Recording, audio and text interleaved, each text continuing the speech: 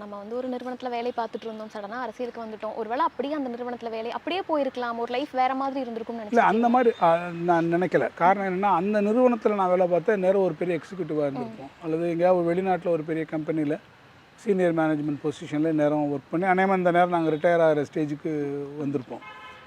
அதன் வாயிலாக நம்மளுடைய குடும்பம் நான் ஒரு நல்ல இதில் போயிருந்துக்கூடிய நம்மளால் இன்னொருத்தருக்கு ஒரு நன்மைன்னு நம்மளை செஞ்சுருக்க முடியாது.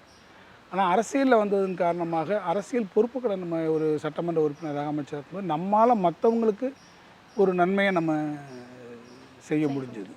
அதனால் எப்பயுமே நான் வந்து அரசியலுக்கு வந்ததுனால நான் ஒருபோதும் நான் வருத்தப்பட்டதே கிடையாது.